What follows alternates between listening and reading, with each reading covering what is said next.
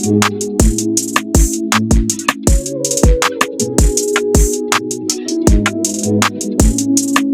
my lovelies, I just wanted to do a little intro into today's video. This is going to be a vlog focusing on witchy books and content of that kind, and the first book is going to be a buddy read with Sharon Joy Reading over on TikTok and Instagram, and that is, trying to remember off the top of my head now because I haven't got it yet and I've not yet started, but it is Spells for Forgetting by Adrienne Young, I think. And yeah, so everything witchy. I've got a couple of books in mind. I've been wanting to do this for like at least a month, and I've recently, like over the last couple of months, accumulated some more witch themed books. So yeah, I'm looking forward to seeing how each author kind of takes inspiration from that and creates their own type of witch, you know, depending on the genre, their own world building, that sort of thing. If it's like supernatural, or if it's more like cunning women, cunning folk, that sort of thing.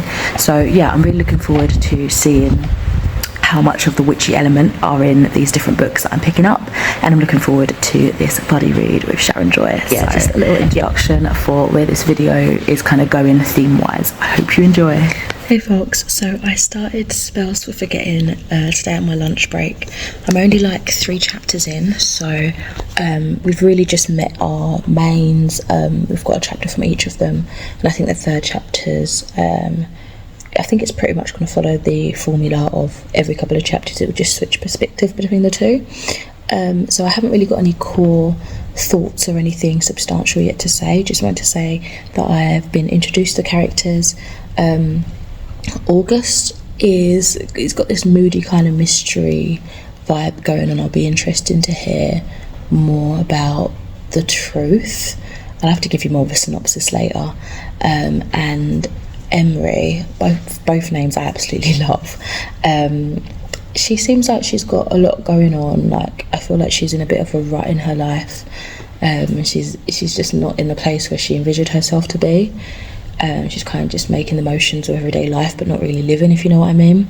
So again, I'm intrigued to see what happens when they reconnect again and the secrets that are going to be unearthed.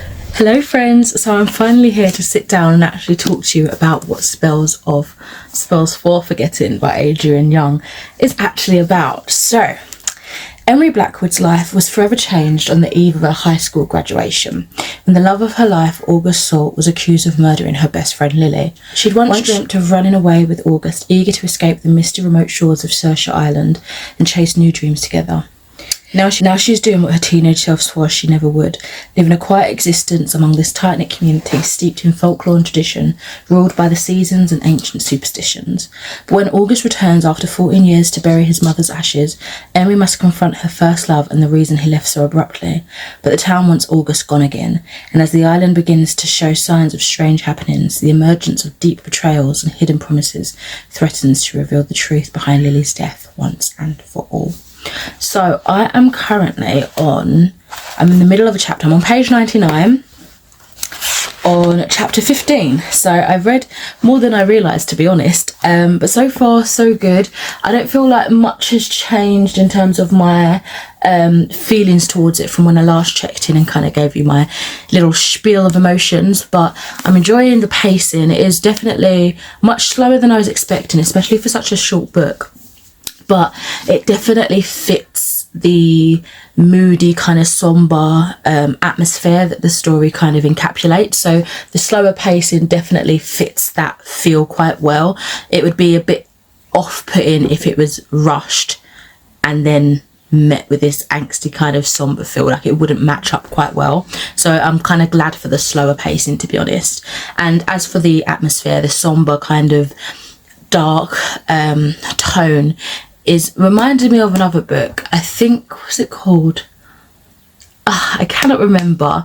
I'll try to include what I'm talking about somewhere here, but I read that I think last month or the month before, and it's given me that sort of vibe. I am really enjoying it so far. So far we've read from 3 different perspectives. I've had August, Emery, and also Dutch, and I was kind of just expecting it to be August and Emery to begin with, so it was nice to have another kind of point of view, and I'm hoping we get some other point of views kind of just spliced in there every now and then, but hopefully mainly focusing on Emery and August. I also like that we are getting like glimpses in the past. We're getting like after the accident, some months before the accident, but it's very much in the present and dealing with the aftermath of what have happened, and kind of the healing of it and everything in the town, healing of it.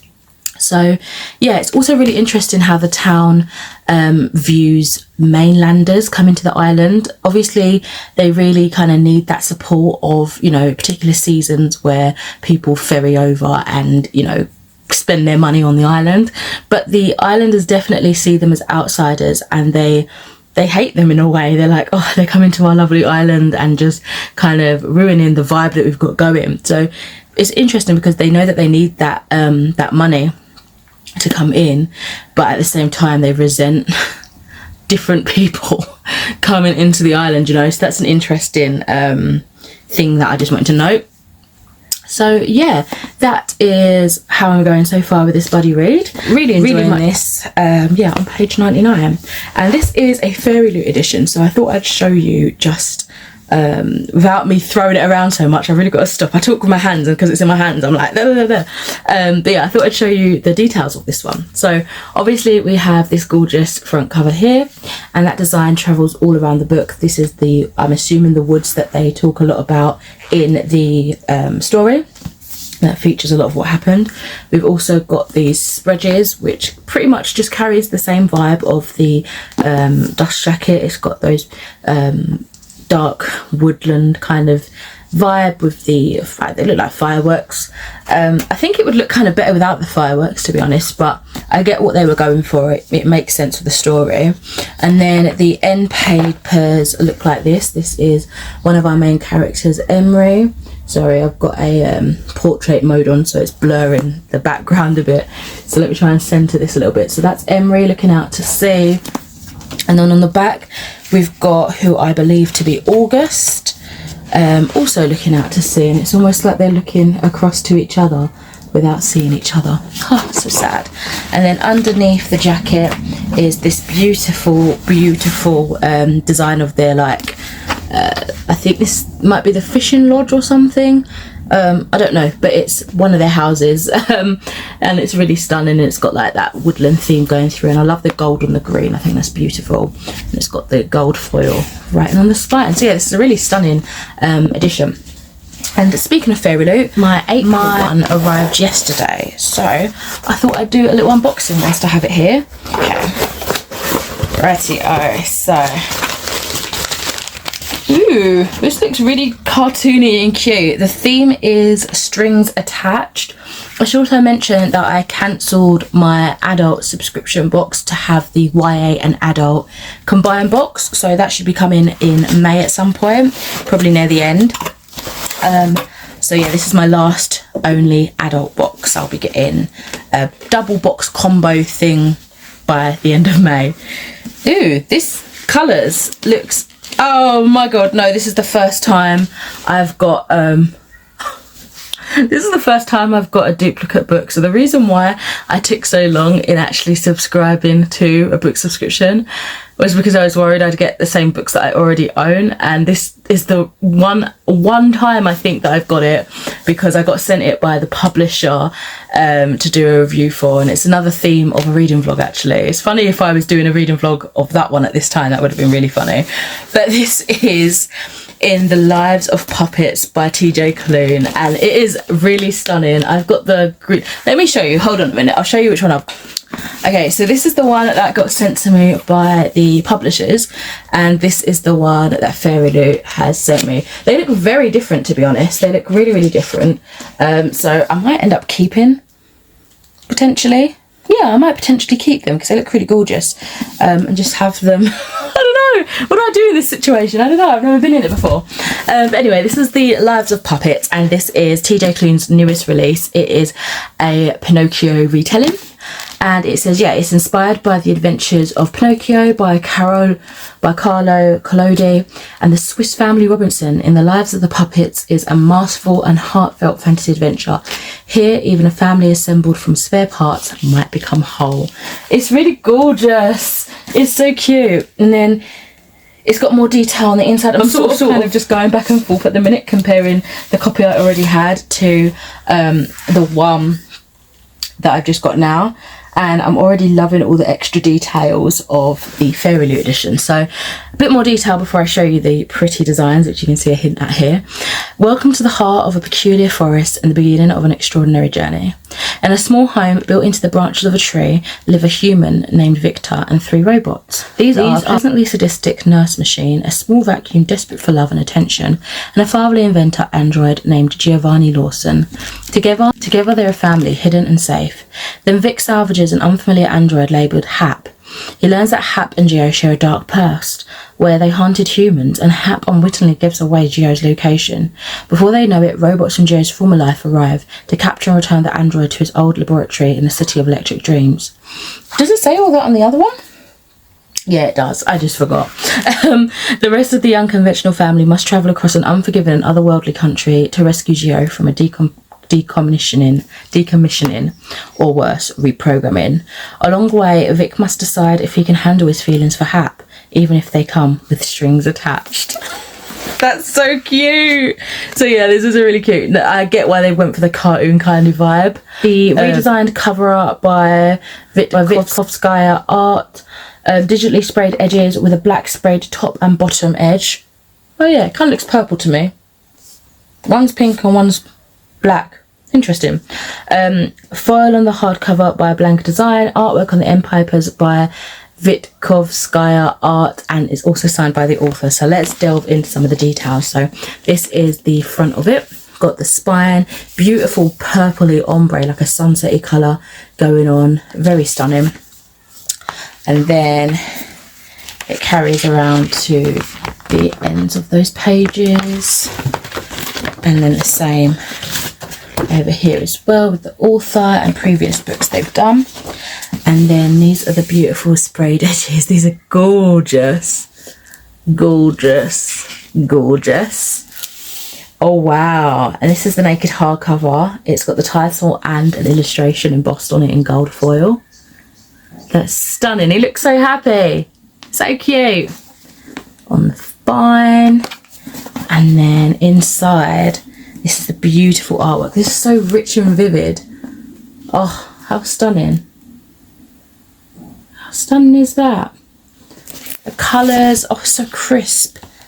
And the back looks to be, yeah, the back's just the same.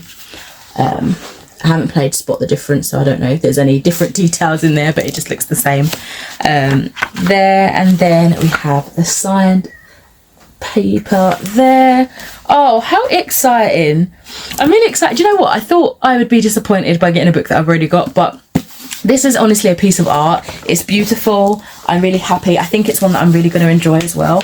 I've read The House on the Cerulean Sea and really loved it, and recently, since I got that actually, In the Lives of Puppets, the first copy I got, I've been wanting to sit and do a reading vlog. So after my witchy vlog, I'm thinking that will probably be my next one, because I've got a physical copy of Under the Whispering Door, now 2 copies of The Lives of Puppets, and I've also got, I think I've got Wolf Song through NetGalley, and I want to say I've got The Extraordinaries somewhere on NetGalley as well. But it could be an author that I would like to collect. Like, all the covers, just, they're so beautiful. So yeah, looking forward to diving into that at some point. Not as disappointed as I thought I would be with a duplicate copy, because it's absolutely stunning. I think it's just because it's this book and I am really excited for it. But yeah, there is TJ Cleans The Life in the Lives of Puppets. So I am now gonna go. Actually, I was gonna say I was gonna go and be gone, but that's not true, because I just wanted to quickly show you some bath bombs I got. So first of all, I got this medieval torture device, which is a like muscle roller, which I'm looking forward to using on my spine. Not my spine, just like the muscles on my back and stuff like that. It's gonna hurt so good. Looking forward to that. And then I got a load of character bath bombs. The first one I actually got was a Parma Violet one. It's just a purple bath bomb. I'll just show you. It smells really good. I can literally already smell it through the bag. Looks beautiful. Delicious. It literally smells exactly like the sweets. Can't wait to put that in the bath. And then the character ones I've got were a little Stitch. This one is actually called the Believe in Magic Bath Bomb. I don't know who the specific company is. Oh, that smells so good. And then I've got another, the company is called Believe in Magic. Another Believe in Magic Bath Bomb, and this one is Princess Peach. I saw the Mario Brother movie last week and it was so good. So I got that. And I also have this alien one that is by Unique Creations, and it smells like the Be Delicious perfume. I put it down and then I was like, hold on, wait a minute, I like that smell. And then I looked, I was like, oh, Be Delicious, the apple perfume by DKNY. That was like one of my mum's perfumes of choice. And I also got Wednesday Addams. She looks a bit strange. This is a Snow Angel scent, and I think it's by the same, potentially same company of Believe in Magic bath bombs. And that one smells more like, there's a different tone mixed in there with the Snow Angel. I almost again put this one back and I was like, oh, hold on a minute, it's Snow Angel. But yeah, there's something mixed in there that's a bit deeper and muskier that I didn't like at first, but I'm enjoying it now. It's like a darker version of the scent. So Snow Angel is basically their version of Snow Fairy, I would say. Yeah, Lush's Snow Fairy. So now I'm going to go, I think I'm going to do some reading, then some housework, and then yeah, I'm just going to chill for the rest of the weekend pretty much. I'm here, there, everywhere. Finished work for the day. I've got a short shift tomorrow and then I'm seeing a friend. Yes, that is the plan. That is the plan. Just chill and enjoy life. I need to edit some videos as well, actually. Must do that.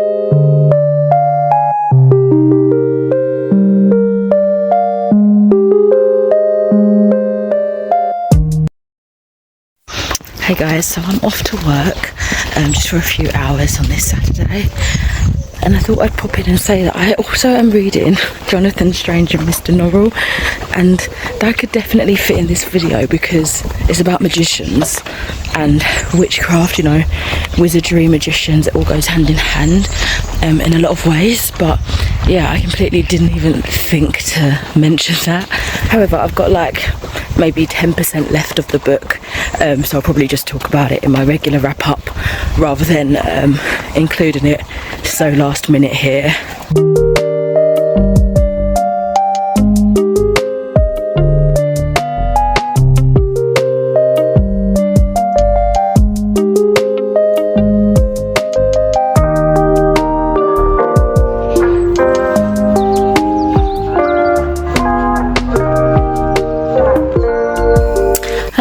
So just a little bit of an update of today. I went and did some housework, I went to the gym, I had a bath, it was so lovely.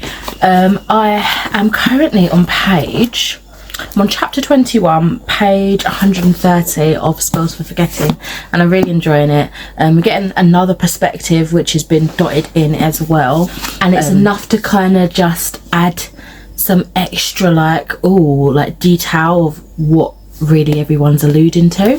So yeah, I'm enjoying that. I thought I'd share with you my April book haul and also some bits that I've got so far in May, because I didn't get around to doing a separate book haul video. So Most of these are from Waterstones for April, and then I've got one at the end of the month in Asda's. So there were a couple of freebies at the till, and one of them was a sneak peek sampler of The Sun and the Star, a Nico D'Angelo adventure by Rick Riordan, and also Marcus Shiro. I didn't know it was a joint author thing.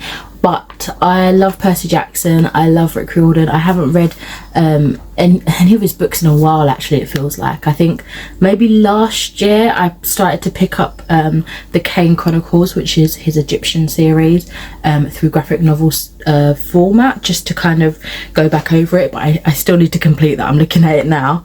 Actually, that might be good for this vlog, because that's also magicians, witches, and I don't know what I'm adding to this. Potentially I might read the end of that one in this vlog too. But anyway, this is the latest book that's coming soon.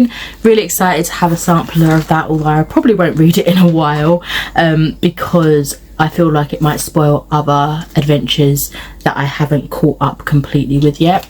I also got a free bookmark, and this is a book I was going to pick up but I didn't in the end, and it's Shy by Max Porter, and it says, time must be passing, wait, rhythm, music for people too self-conscious to dance, just stand still and nod, stand still and step, fall over, get up, wake up, Shy, keep walking, where your mates go it alone. And I'm guessing that's a quote from Shy. And then as for the books, I saw a Junji Ito one. This is his Cat Diary, Yon and Moo, and I have been really enjoying Junji Ito, as you guys might have noticed from like vlogs and wrap-ups and things of that nature. So every time I see one of his creations, I pick it up. I think the majority of them I've actually found secondhand and vintage, but yeah, it was a bit painful to spend the full amount on this because I'm so used to getting them secondhand, but hey ho. It says, this master of Japanese horror manga, Junji Ito, presents a series of hysterical tales but it says hysterical chronicling his real life trials and tribulations of becoming a cat owner.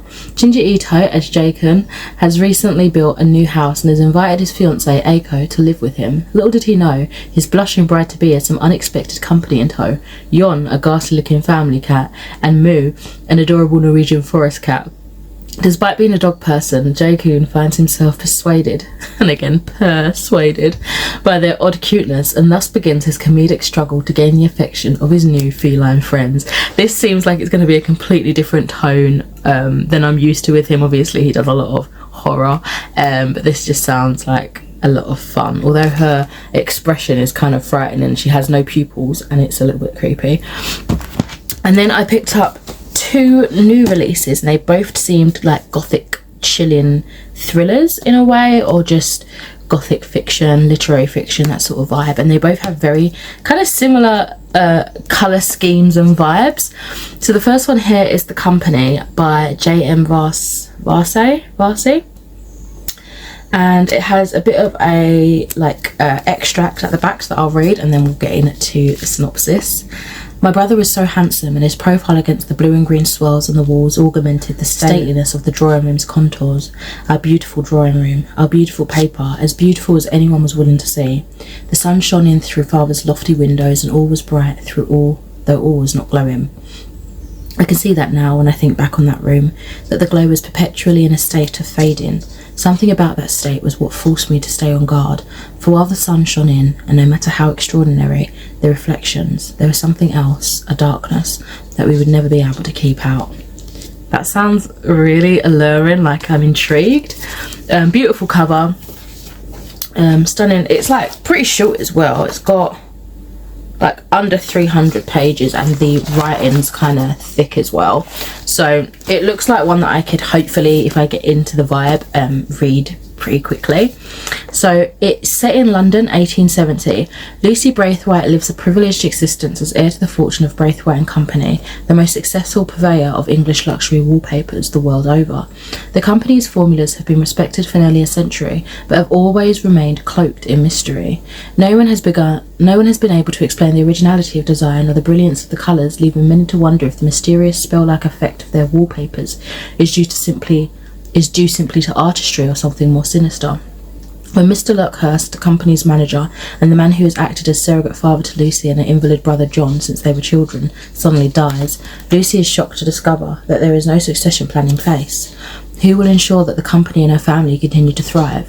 The answer soon arrives in the form of the young and alluring Julian Rivers, who, unbeknownst to Lucy and John, has been essential to the company's operations for some time. At first, he seems like the answer to their prayers, but as Lucy begins piecing together Julian's true intentions and John begins seeing spectral visions in the house's wallpaper, it becomes clear to Lucy that she must do everything within her power to oppose the diabolic forces that have risen up to destroy her family. It sounds awesome, and it was really giving me the yellow wallpaper vibes, which I read on the channel actually as an audiobook a couple of months ago. So I'm looking forward to seeing a sort of potentially a more modern day, although it's not set in modern times, but a modern sort of current writing of a similar concept. So we'll see how that goes. And then I also have another one that seems to have beautiful wallpaper, The Secrets of Heartwood Hall by Katie Lumsden, and this is the stunning cover. I think it's gorgeous. It kind of reminds me of like something you might see on a new blockbuster film or something. It looks really eye-catching. And it's got a little quote on the front by Stacey Halls, which I've read one book by her, The Familiars, and I'm interested in the vibe. It wasn't as mind-blowing as I was expecting, but I feel like there's something there that I could really enjoy. So I have got The Foundling and I think another book by her, but we'll see. But anyway, I digress. Also, beautiful cover in there. I feel like they should have had that inside here, but it's just blank on the inside. It's dark. It's just like black end pages. So it's 1852 and Margaret Lennox, a young widow, is offered a position as governess at Heartwood Hall. She quickly accepts, hoping this isolated country house will allow her to leave her past behind. Cut off from the village, Margaret soon starts to feel there's something odd about her new home, despite her growing fondness for her bright, affectionate pupil Louis. There are strange figures in the dark, tensions between servants and an abandoned east wing. More troubling is the local gossip surrounding Mrs. Evesham, Louis's widowed mother, who is deeply distrusted in the village.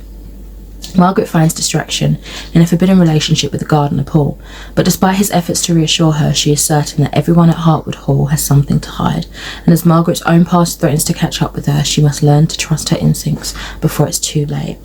And then the little kind of sum up of it is, The Secrets of Heartwood Hall is a chilling gothic mystery and an authentic and atmospheric love letter to Victorian fiction, which I'm really excited about because I just, as you guys know, potentially, I mentioned I was reading Doctor Strange and Mr. Norrell. I have finished that this morning, and that was a Victorian vibe that I really enjoyed, and I really want to like explore more in Victorian themed Victorian literature, but you know, not necessarily stick to the classics, but more so like modern day authors, kind of in that vibe.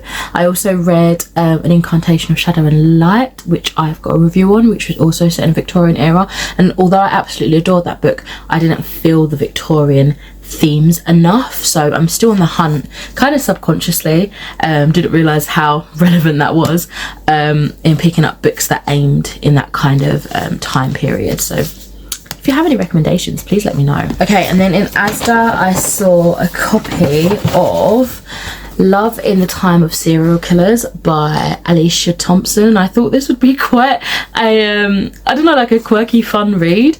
I'd seen this on I can't remember her full Instagram page, but I think it's Heather.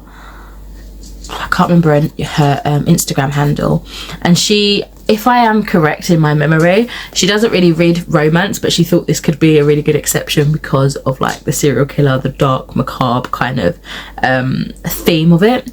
So this says, PhD candidate Phoebe Walsh has always been obsessed with true crime. She's even analysing the genre in her dissertation, if she can manage to finish writing it. It's hard to find the time while she spends the summer in Florida cleaning out her childhood home, dealing with her obnoxiously good-natured young brother, and grappling with the complicated feelings of mourning a father she hadn't had a relationship with for years. It doesn't help that she's low-key convinced that her new neighbour, Sam Dennings, is a serial killer. He may dress business casual by day, but at night he's clearly up to something. It's not long before Phoebe realises that Sam might be something much scarier, a genuinely nice guy who can pierce her armour to reach her vulnerable heart. So yeah, this sounds like a lot of fun. I think I'd like to give it a go. That is such a cute cover. I really enjoyed that. That's pretty. Okay, and then a couple of bits I got in TK Maxx yesterday. I actually went in there for about other half, like he needed to get something. And then I remembered I had a gift card voucher thing to use because I had a candle that set a light and it was on fire, and then they gave me money back to try and soothe over things, I guess. So I used that to buy some books, but then I also found some really cool like clothing items. But let's get to the books first. So whenever I see one of the Penguin classic cloth bound books that captures my eye, I get them. So I got 2 here. I've got Tales from 1001 Nights by, I don't know who actually wrote this. It's translated by Malcolm C. Lyons with Ursula Lyons, and introduced and annotated by Robert Irwin. So I think this is the one that inspired Aladdin. I might be incorrect, but I don't know. I'd never read it before. I think it's a collection of short stories, like just lots of different stories. So I'm looking forward to diving in. I'll probably just pick this up as and when, not reading back to back. I don't think I could do that. I don't have the attention span. Even though it is short stories, I feel like they're all like really detailed and stuff. So we shall see. And then I also got the Jabberwocky by Lewis Carroll, which I'm pretty sure, I think it's like the Jabberwocky and other poems, but I think I read the Jabberwocky at the end of Through the Looking Glass, but I can't really remember much about it. So yeah, this has got, all these Penguin cloth bound classics have countless research information, resources and stuff at the front and at the back. So yeah, the heart of it really is like the middle of the book. So I'll probably skip all the introductions and stuff because they always end up spoiling classics. So I'll get back to that at some point. And then I also picked up this one, Girl Crush, A Hot Dark Story by Florence Given, who did Women Don't Owe You Pretty. And this one seemed interesting. It's kind of like dystopian in a way, I think, but the cover is really gripping as well. It says, "Hi Wonderland, it's Eartha on a burnout account, the real Eartha. I'm here to tell you that I'm not insane, I'm not a liar, and that I've been abused by the powerful, and that I want to raise Wonderland to the ground. How am I going to do that? You must be asking yourself. With the only shred of power I have left, the truth." And I love like how it's like fractional with these beams like going through it. The actual synopsis says, "Meet Eartha. It's 2030 and she's just started her life afresh as an openly bisexual woman, whilst also becoming a viral sensation on Wonderland, a social media app which most of the human race is plugged into. But Eartha's new existence begins to spiral dangerously out of control as her offline and online selves grow further and further apart, until she is forced to make a choice. Which version of herself should she kill off? Can one Eartha stay alive without the other?" Sounds intriguing and not something that I'd usually pick up, but I don't know, it seemed to call to me. And then lastly, I got 2 like clothing items. I got this really cool, quirky Rick and Morty jumper, not jumper, what do you call it, like a rain coat thing. This is really snazzy. It's just got, illustrations of them traversing through the galaxy. And I was in need of a new raincoat. Hopefully it's actually somewhat waterproof because my other one kind of ended up not being. And then I found these both in the men's section, so they've got some better stuff than the other sections, which is interesting. I saw this really cool top. This is by Destruct. I don't know that company, but it's this cute like smiley face top that I could probably wear to work and other various places. I need to try it on properly though, so I've got the receipt just in case it doesn't fit. But yeah, that is it for the haul. I will update you later when I have read some more.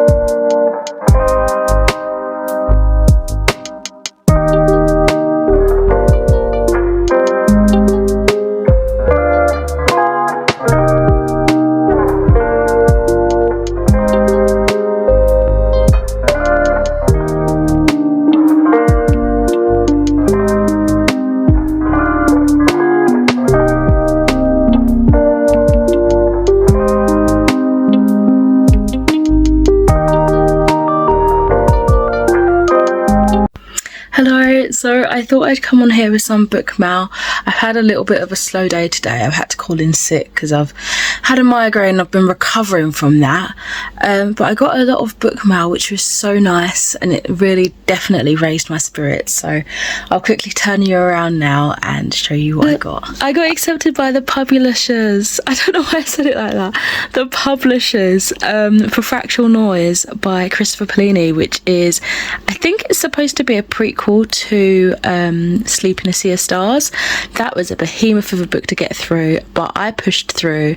I love Christopher Polini's books, and that one was a really exciting, interesting, spin, or his version rather, of science fiction.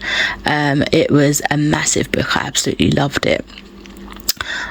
So yeah, this is set in that same universe, and I have some information here. So let's have a little look. See what you say. A thrilling standalone and prequel to the masterful space opera to Sleep in a Sea of Stars. What are you doing? You're so silly, Elsa. You're so silly. You're so silly. I was trying to take some pictures of the book, and she was like getting up in there in the camera, like making it all about her, which was absolutely adorable. So I took pictures with her. So back to the book. Let's see. So on the planet of Talos, I don't know Roman numerals, but that number, 23 years before the events to Sleep in a Sea of Stars, an anomaly is detected, a vast circular pit with dimensions so perfect that it could only have been the result of conscious design. So a small team is assembled to learn more, perhaps even who built the hole and why. Their mission will take them on a hazardous trek to the very edge of existence. For one explorer, this is the opportunity of a lifetime. For another, a risk not worth taking. And for a xenobiologist, Alex Crichton, it's a desperate attempt to find meaning in an uncaring universe. But every step they take towards their mysterious abyss is more punishing than the last. Ultimately, no one is prepared for what they will encounter. I'm going to be honest, I'm so glad that it's kind of a fraction of the size of the last book. But I know as soon as I get started, I'll regret saying that because I'll probably want more. But super exciting. I read up on his Instagram post that it's the only way he'd be able to release 2 books in the same year, because he's got Wrld coming out as well this year. Super excited for that. Another book in the Inheritance Cycle Wrld. So yeah, really excited to get to this one. And then I ordered a load of books from Jodie from Vanilla Moon on her Vinted, and she gave me these 3 bookmarks free in my order, which is really sweet. So this is a bookmark for This Is Not the End by Holly Morris. Ooh. That's super cute. I think I've got this one already from my Waterstones trip, but it's Sally Rooney's Beautiful World, Where Are You? And then there's a quote on the back there. And then the bells, another quote. This one says, I'm a bell, I control beauty. And the books that I ordered from her, I just did a bundle. So we have, very fitting for this vlog, 15 Tales of Women and Witchcraft, Toil and Trouble, edited by Jessica Spotswood and Tess Sharp. And let's have a little flip through. I thought this was in my head I automatically went, oh, let's read inside, thinking hardcover, because I just went through a hardcover. But let's go to the back, see what this is about. There's nothing more powerful than a witch who believes in herself. Women accused of witchcraft, fearsome girls with arcane knowledge. Toil and Trouble features 15 stories of girls embracing their power, reclaiming their destinies, and using their magic to create, to curse, to cure, to kill, and even to live. Ooh, and then it's got like a little breakdown of some of the stories in here. Then I have this gorgeous edition of We've Always Lived in the Castle by Shirley Jackson. This is an edition I've been wanting to get actually for a long while, and it's got deckled edges. I didn't realise that. I absolutely adore deckled edges, and some French flaps as well with excerpts from the book. And that is the back of the cover. And let's see, does it have any information there?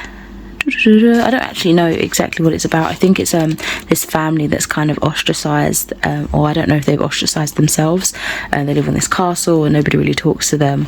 That's the very, very bare minimum that I know about it. And then I got Black Girl Unlimited. I had this through NetGalley a while ago actually, but I don't think I got around to it in the end. This is by Echo Brown, and it's the remarkable story of a teenage wizard. I think that sounds so cool. So here we are. Echo Brown is a wizard from the east side of Cleveland, where apartments are small and parents suffer addictions to the White Rocks. Yet there is magic everywhere. New portals begin to open when Echo transfers to the rich white school on the west side, and an insightful teacher becomes a pivotal mentor. Each day, Echo travels between worlds, leaving her brothers, her friends, and a piece of herself on the east side. There are dangers to leaving behind the place that made you. Echo soon recognizes the pain flowing through everyone around her, and a black veil of depression threatens to undo everything she's worked for. Oh, it's autobiographical. I didn't realize that. Infused with magical realism. What an interesting combination to have. I love the sound of that. And then this is the back. Part memoir, part magic. Black Girl Unlimited is a transcendent coming-of-age story and an unforgettable debut. And then lastly, I got this edition of V.E. Schwab's The Nair Witch, which is one that I've been interested in picking up for a little while. Again, very appropriate for this reading vlog. And this is how the back looks. This is a really beautiful tree, stunning. This kind of reminds me of the Gallant book in size and design, so I feel like they would pair quite nicely together on the shelves. Oh, beautiful end pages and a lovely little plum or mahogany red kind of bookmark in there. Oh, lovely.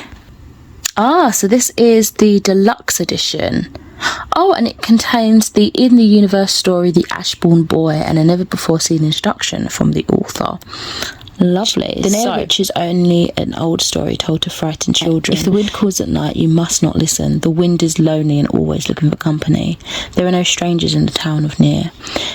These are the truths that Lexi has heard all her life, but when an actual stranger, a boy who seems to fade like smoke, appears outside her home on the moor at night, she knows that at least one of these sayings is no longer true. The next night, the children of Nair start disappearing from their beds, and the mysterious boy falls under suspicion. As the hunt for children intensifies, so does Lexi's need to know about the witch that just might be more than a bedtime story, about the wind that seems to speak through the walls at night, and about the history of this nameless boy. Part fairy tale, part love story, V.E. Schwab's debut novel is it's her debut! Is entirely original, yet achingly familiar. A song you heard long ago, a whisper carried by the wind, and a dream you won't soon forget. That sounds beautiful. Oh, look at that. How stunning.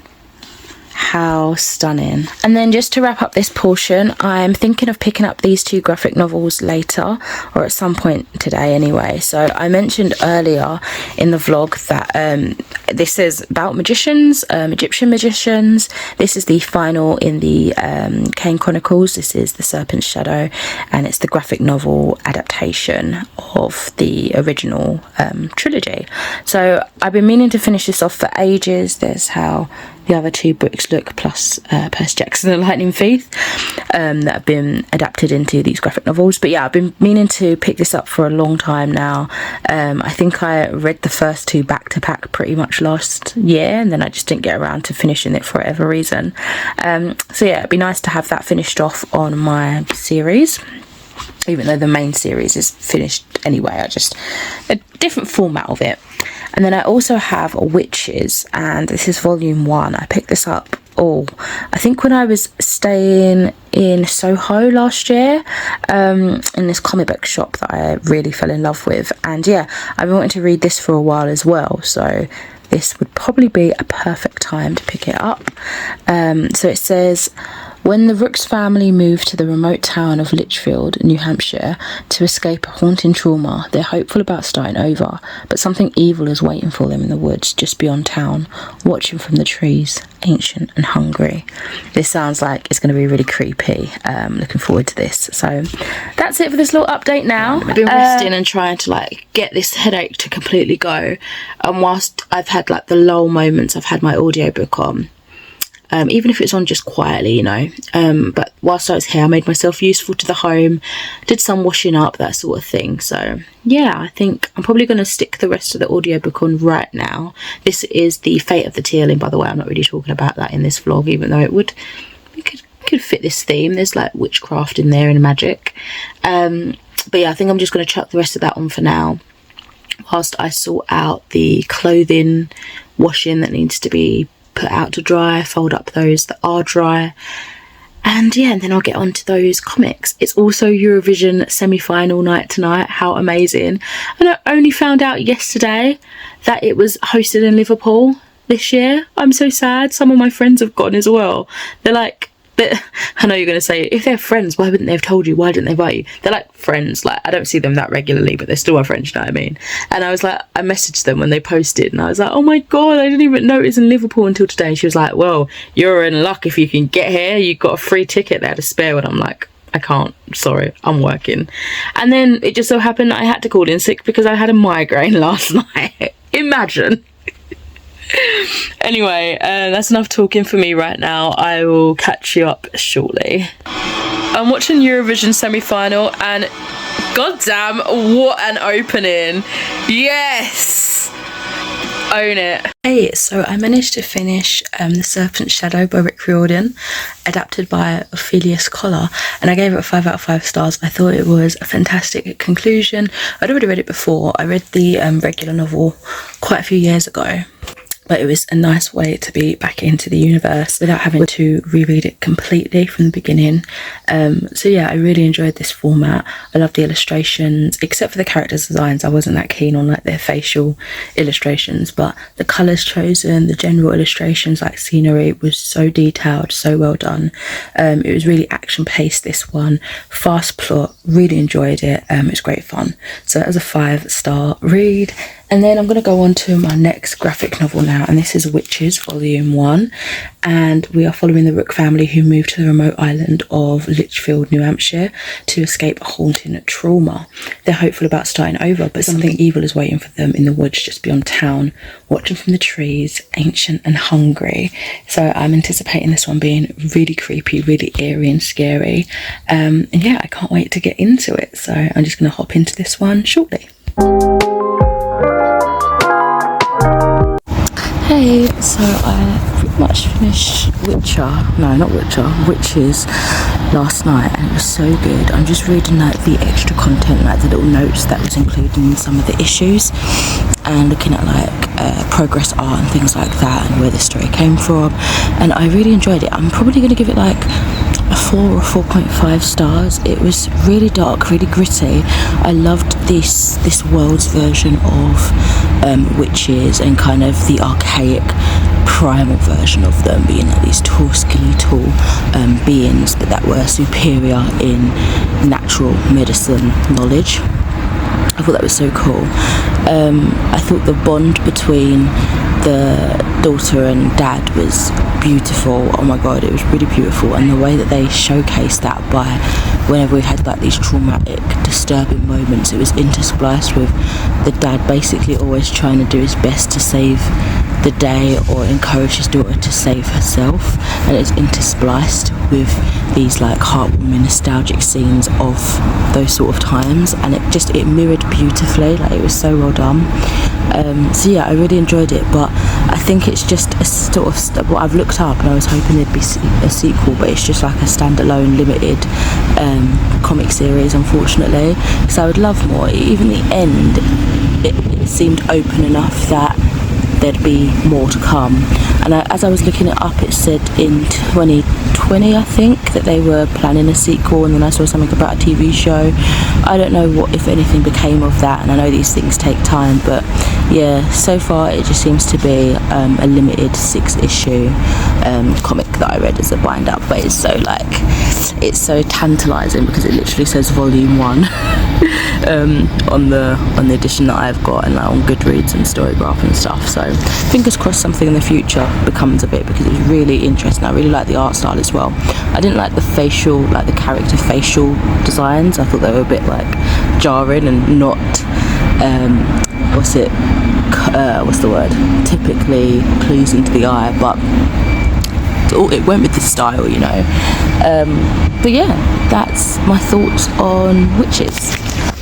Oh my gosh, what a day. I'm in some place, I don't know where I am, and there's no trains. I had to jump off because it was going in a complete, like, different, it wasn't stopping at my stop basically after work. There's no bus, train, rail replacement things. I've just had to try and figure out which is the right side to get a regular bus back to me. It's going to take over an hour, and Uber was like 30 quid. Oh dear, I don't know what's going on. Super random, but I'm on BBC iPlayer just scrolling, and I didn't know there was another spin-off of Pretty Little Liars. This one's called Original Sin. I was actually sort of low-key looking for, is it the Ravenwood, just the one that focuses on Caleb, and it's kind of like supernaturally. But then this one popped up, and there's a little spider dangling. Hello, little spider. It says, the past doesn't lie. 20 years after tragic events tore Millwood apart, its teens are terrorised by a mysterious figure out for revenge. Slick, stylish high school slasher. I wonder if it's in the same vein as The Perfectionists, but back in high school again. More in the spirit of the original Pretty Little Liars. I don't know, I'm going to watch it. I'm going to give it a go. I'm on my way to get a tattoo. Exciting. Hey guys, I'm not too long got home, so I didn't really explain much about what I was doing tattoo wise, but I'll get to that in a second. Firstly, my other half ordered some stuff, and he randomly got me some bits and bobs to get like the free delivery, and I'm not gonna lie, I didn't choose the items, so I thought they were going to be really random, but they're right up my street. They're so like with my vibe. So he got me these two tops, and we're going to Great Yarmouth at the end of the month, so I might do another reading vlog, so I think I'm going to take these tops with me. But how cute are these? They're so me, and those cats really remind me of the is it the Liar cat, the one that says lying, in Saga, the Saga comics, and it fits so nice. Like, it's nice and baggy, it's comfy, you know.